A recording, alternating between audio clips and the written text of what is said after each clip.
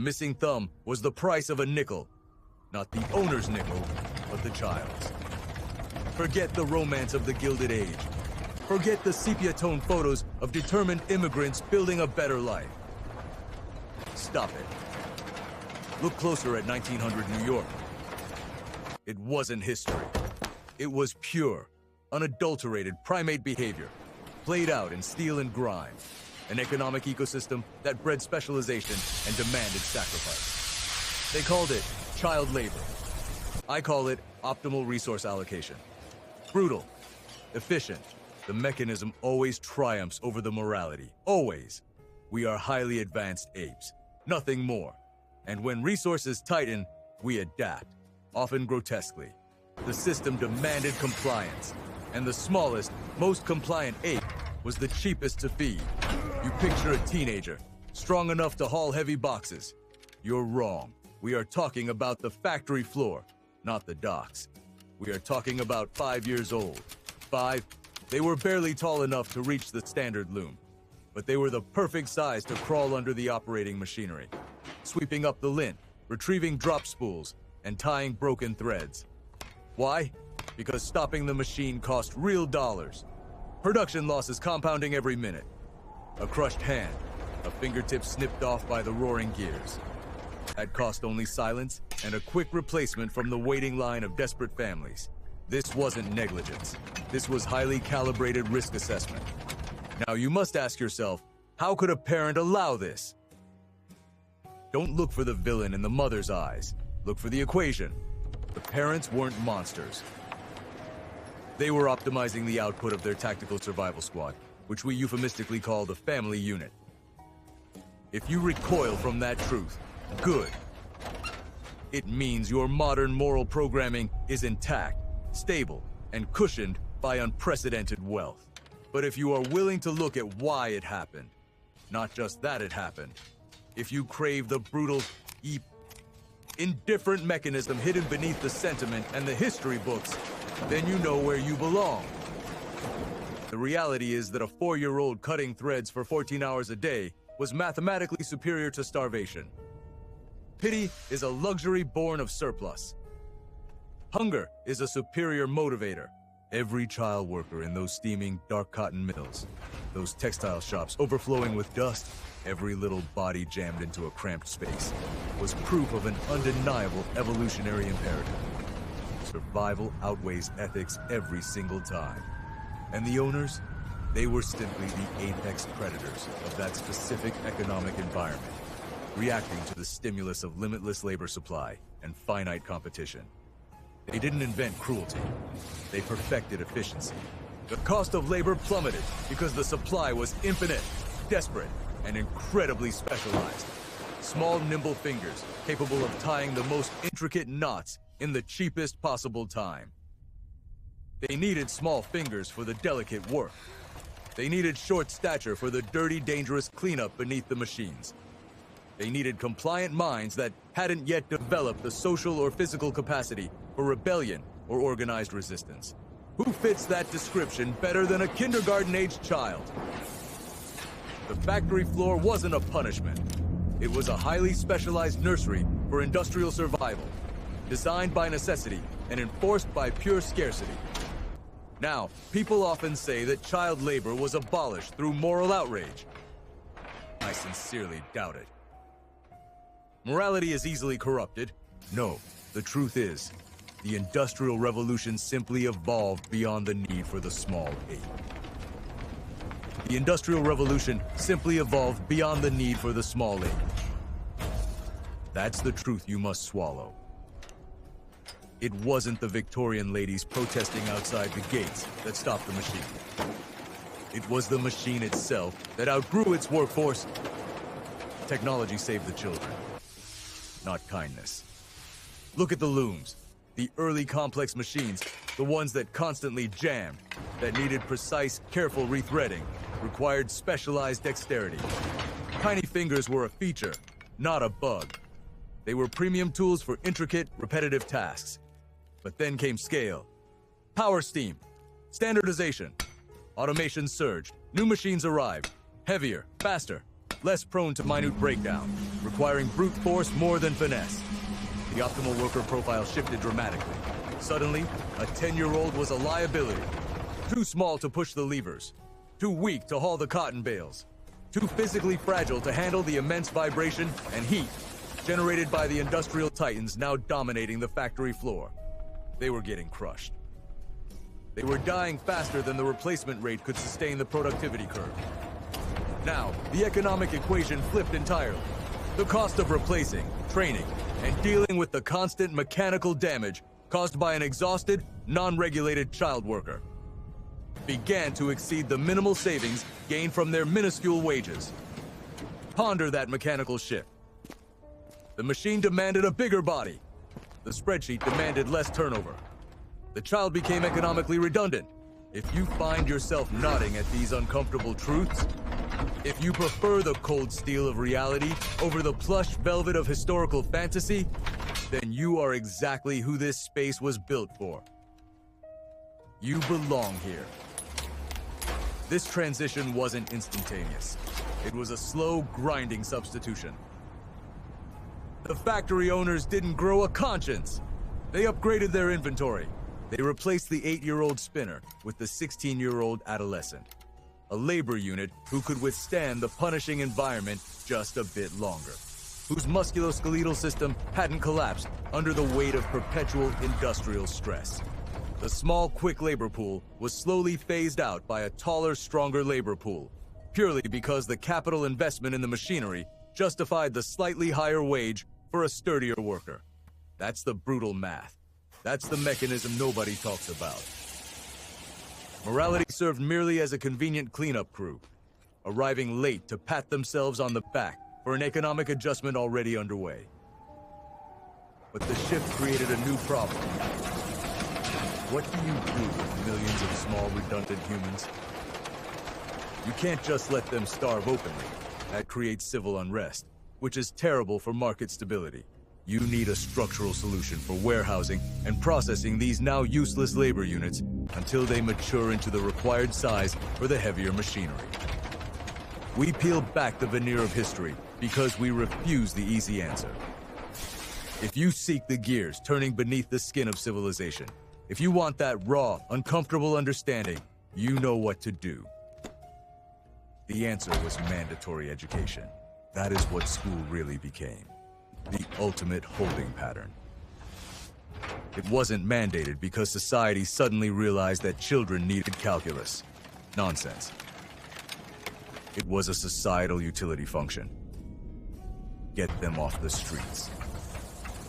Keep them from starving in the gutters, where they might become revolutionaries. Instill basic obedience and time management skills. Condition them to sit quietly in rows, absorbing repetitive information for fixed periods. The perfect psychological preparation for the factory floor they would eventually enter when they hit the economically viable age of 17 or 18.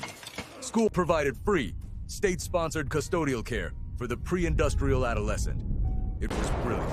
It solved the unemployment crisis of the small ape population, and simultaneously created a future pool of punctual, compliant, semi-skilled adults ready for the new, larger machines. Now you understand, the moral narrative that we simply grew kinder is a lie we tell ourselves to sleep well. Progress isn't driven by enlightenment. It's driven by efficiency, often preceded by unimaginable cruelty. Mandatory education laws were never about intellectual freedom. They were about labor force management and social stability. You, the viewer, sitting there thinking about your own mandated education, you were not educated for your benefit. You were processed for the benefit of the industrial mechanism. Don't lie to yourself. The system isn't trying to make you wise. It's trying to make you predictable. Every standardized test, every rigid schedule, every bell that dictated when you moved, thought, or ate was a shadow of the assembly line. The schoolhouse simply replaced the textile mill as the primary institution of childhood control, adapting to the changing physical requirements of the modern industrial body. We transitioned from needing small, cheap dexterity to needing large, reliable durability. That's the mechanism. That's the dark heart of so-called civilized advancement. You were processed for the benefit of the industrial mechanism. Don't lie to yourself. The system isn't trying to make you wise. It's trying to make you predictable. Every standardized test, every rigid schedule, every bell that dictated when you moved, thought, or ate was a shadow of the assembly line.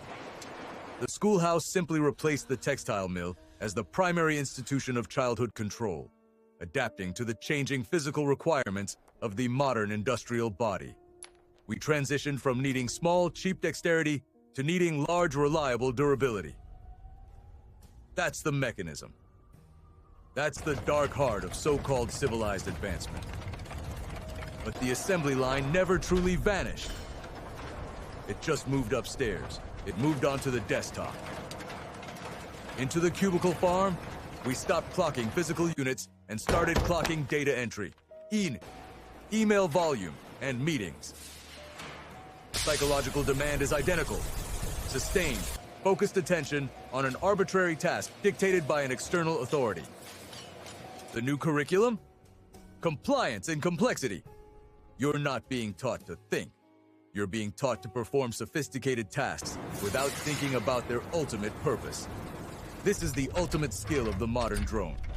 Executing the script, never questioning the plot.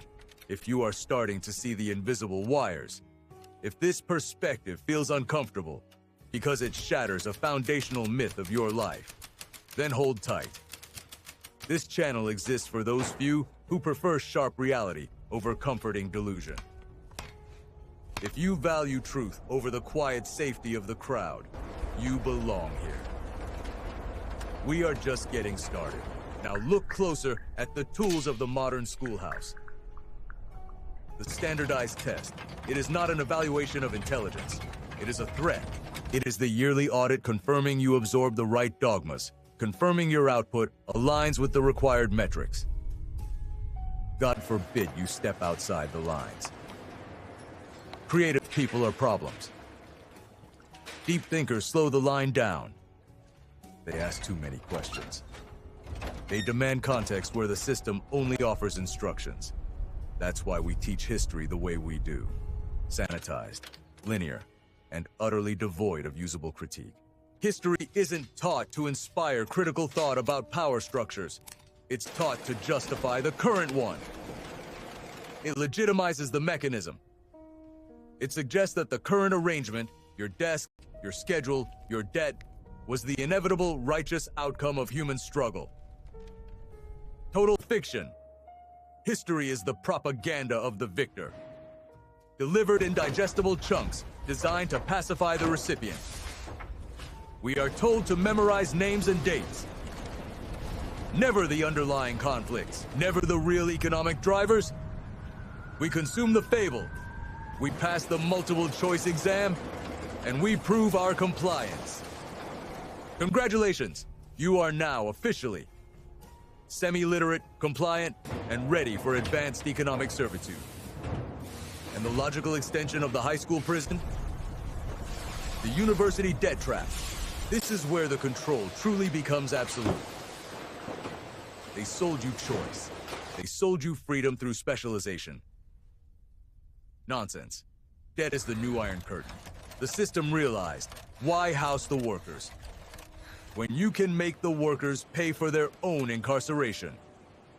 Why enforce obedience with factory guards when you can enforce it with compounding interest?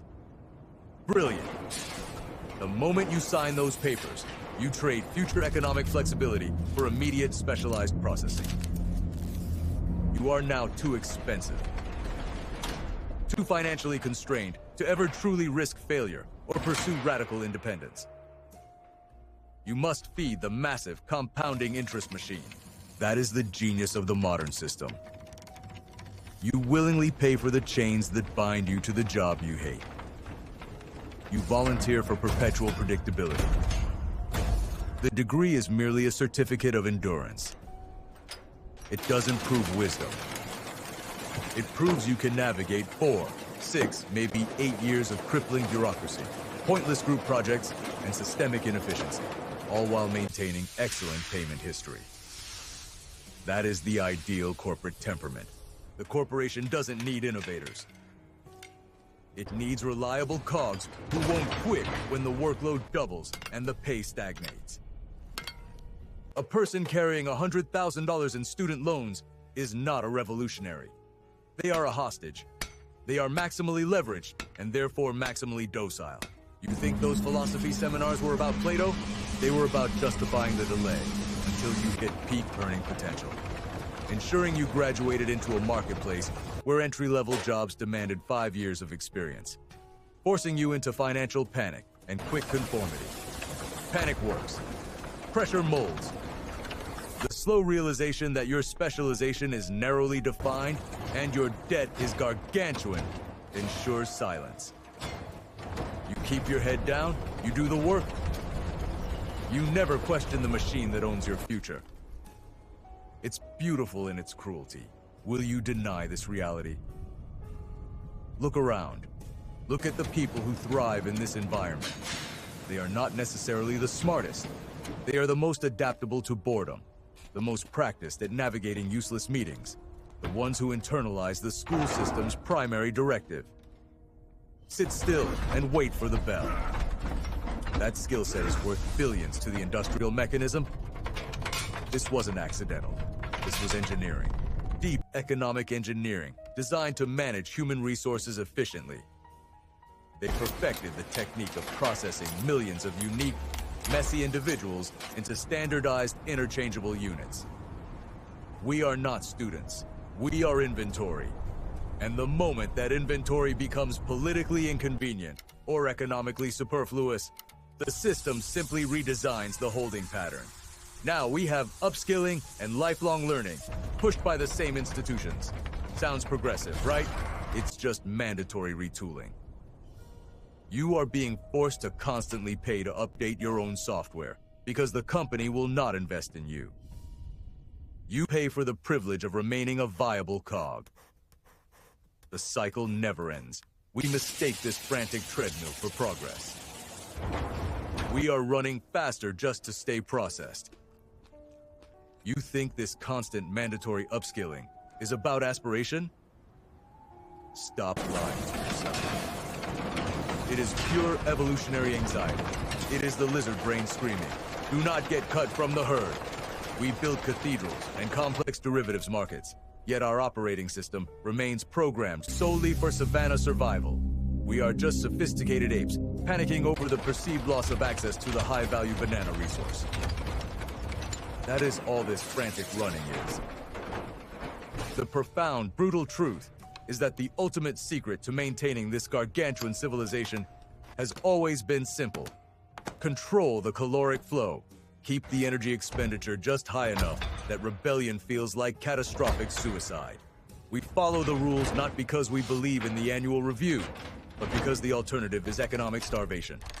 A genetic imperative we cannot override, even if that starvation is now purely metaphorical, measured in depleted bank accounts rather than empty bellies. Your high-interest car loan, your escalating rent, the looming shadow of student debt, these are not economic realities. They are neurological triggers. Losing access to those resources fires the same primal terror response as facing a saber-toothed tiger on the plains. Fear works. Docility wins. This system has perfected a predator-prey relationship where the prey believes, honestly, that they are efficiently managing the farm. They believe they have freedom. Now, look closely at that belief. Look into the face of your own terror. True freedom is the absolute, unquestionable ability to refuse the terms of engagement. Do you possess that ability? Truly? If walking away from the game means the sudden, total loss of shelter, healthcare, and social standing. If default equals ruin, then that is not choice. That is high-pressure compliance with extra steps. You are not pursuing happiness or self-actualization. You are ruthlessly, tirelessly avoiding the catastrophic downside of default. And that, right there, is the deep, dark genius of modern human management. They realized they didn't need literal chains. They just needed mortgages. They needed student loans. They needed the constant shifting goalposts of professional competence. They successfully outsourced the entire prison maintenance operation to your own desperate, magnificent survival instinct. What specific parts of your soul, what specific years of your short, finite life are you willing to sacrifice just to remain warm, fed, and compliant within the walls of this highly engineered cage? That is the only question that matters. You are sacrificing the prefrontal cortex, the part that dreams, the part that imagines refusal, to feed the reptilian brain, the part that desperately, instinctively, just needs to remain safe in the den. That is the trade-off. The beauty of the mechanism is that the managers rarely have to lift a finger. They never call you a slave. They just ensure the price of the lease on your comfort is always accelerating, always forcing you to move faster just to stay in place. Look at the sheer, terrifying elegance of this system. It has monetized the most ancient, reliable survival impulse we possess. The absolute terror of being ostracized, of being left alone, cold, and without resources. We evolved for the tribe. We are built to cooperate or die. But today, the tribe is the corporate ladder. The tribe is the credit score. Walk away from those terms, and you are neurologically registering that you have been cast out onto the tundra. It does not matter that the tundra is air-conditioned or that you could technically sleep on a friend's couch for a week. Your brain knows isolation is death. It reacts accordingly. It forces compliance. Now that's not conjecture. That's evolutionary biology applied with ruthless financial sophistication. They found the weakest link in the human architecture, our profound, desperate need for security, and turned it into collateral. Será mesmo. You think the hedge fund managers in the Fed boardroom genuinely care about macroeconomic theory? Stop kidding yourself. They only care about one constant: maximizing the dependable output of the human unit. And the most reliable lubricant for that machine is fear of loss. Always has been. The stick just looks shinier now. It's electronic, it's subtle, but it hits just as hard. You might call it the financial system. I call it the perfected primate containment unit. Here is the truth. The 21st century is not an era of advanced enlightenment. It is the most sophisticated enclosure movement in human history. You were born into a cognitive corral, where the fences are made of mounting anxiety and the gate is secured by compound interest. You are not pursuing happiness or self-actualization. You are ruthlessly, tiresomely avoiding the catastrophic downside of default. That is the engine driving Western civilization. The final verdict is this: you are not free. You are efficiently managed. The true rebellion is not quitting your job or tearing down a statue. The true, terrifying act of freedom is understanding that the terror in your stomach is synthetic, that the fear is the chain, and then learning to stand absolutely still while the whole world screams at you to run faster. That is the ultimate test of human will, choosing to starve the ancient, compliant ape inside you.